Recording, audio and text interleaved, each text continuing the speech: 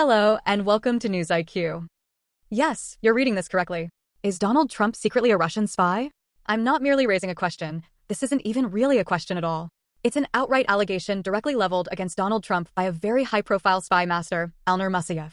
In the international espionage arena, there is no name larger than his when it comes to the USSR. This very man led the KGB, and after the collapse of the USSR, he took charge of Kazakhstan's intelligence agency. Recently, at the age of 70, he posted on social media something that left everyone shocked. He openly declared, "Let me tell you plainly about Trump. Trump was recruited by the KGB as early as 1980, and Donald Trump is a long-term Russian asset." He did not, however, detail every action the USSR took on Trump's behalf. What he did clearly state was that there exists an entire file on Donald Trump, detailing how he fell under the KGB's control and even how he was given a code name.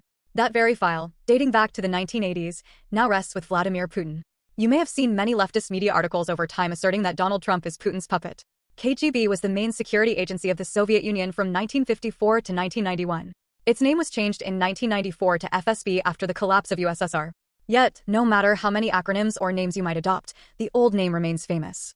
That's why, even now, many continue to refer to Russia's top-secret intelligence agency by its old name, the KGB. It is being claimed by none other than the former KGB chief himself that when Donald Trump was around 40 years old, he was in dire financial straits. At that time, the USSR approached him and said, "You will be our asset for the long term. We will run a long-term program with you, and when the time comes, you will prove extremely useful to Russia." You'll notice that the US media has covered this by stating that when Donald Trump was 40, he was recruited by the KGB. And this isn't a new allegation. Back in 2021, another Russian spy made the very same claim that Donald Trump is, in one way or another, compromised.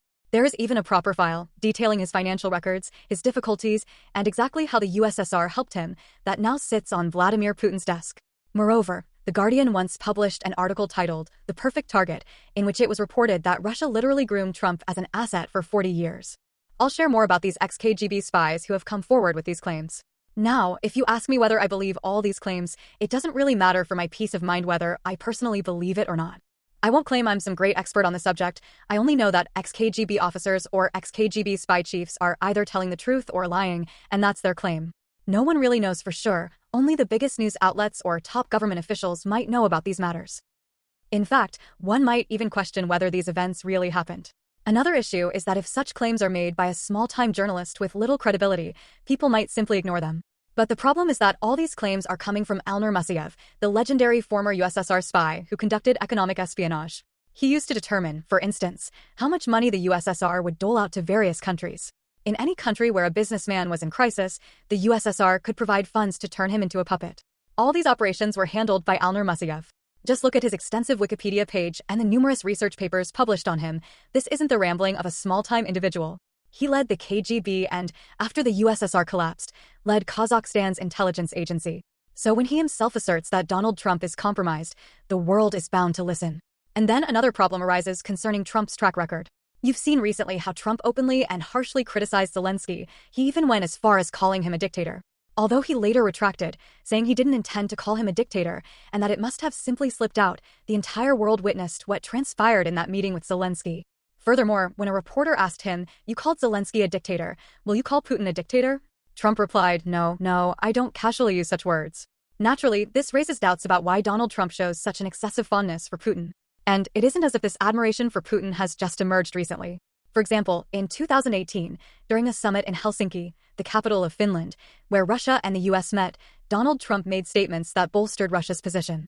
In doing so, he began issuing his own statements akin to those from the FBI, which left Americans shocked at what their president was doing. Before that, back in 2016, Kevin McCarthy, the House leader, once suggested that the way Trump praised and supported Putin made it seem as if Vladimir Putin was literally paying Trump. Although later, when pressed by the media, he dismissed it as nothing more than a bad joke. This incident cemented Trump's image in the USA as someone who, even when mocked, is portrayed as if Putin is literally paying him. And if you look at Donald Trump's past, there is also reason for suspicion. Remember, Donald Trump was born in New York in 1946 into a very wealthy family. His father was a huge real estate tycoon, and Trump inherited a massive fortune from him. Initially, he never really built his own business. He simply managed and grew the inherited wealth in a moderate way.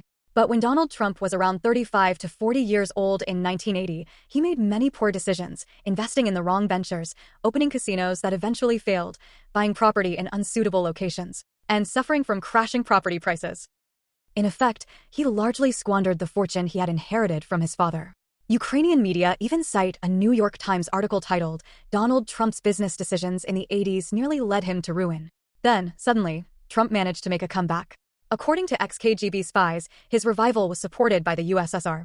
All these points were made by an ex-KGB chief who stated, "In 1987, I worked in a department of the KGB in Moscow whose job was to create new spies and set up new sources of information." It could have been anyone, a businessman in any country, or even a company with limited funds. The USSR government would simply provide funds in exchange for surveillance, listening, and relaying information.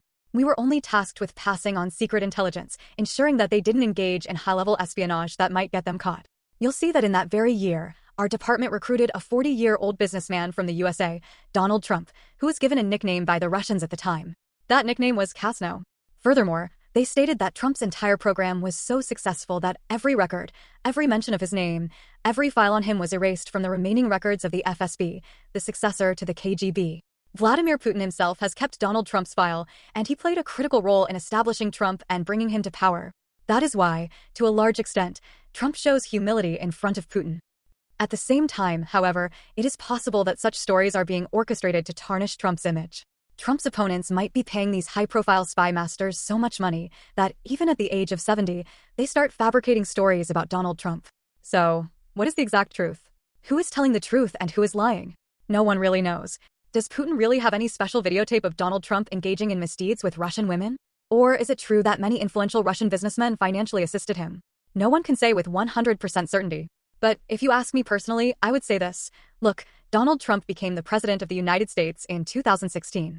I'm pretty sure that his background was thoroughly vetted by the American Secret Service before he was allowed to become president. One more point to note. Hillary Clinton has also, on numerous occasions, suggested that many Republican leaders are influenced by Russia. In Trump's administration, Hillary Clinton even accused Tulsi Gabbard of being groomed by the Russians. This tactic of labeling any opposing leader as a Kremlin agent has long been a weapon for the Democrats. Either Trump's image is being dragged down as Democrats keep saying he is Putin's puppet, or that Vladimir Putin really is the most powerful man in the world, not just because he is Russia's president, but also because, according to various published reports, the US president is literally a Russian asset. It all depends on what you choose to believe. I have laid out every detail and every statement that has been made for you. The rest is up to you, what you want to believe. Now, please write in the comments section, what is your opinion?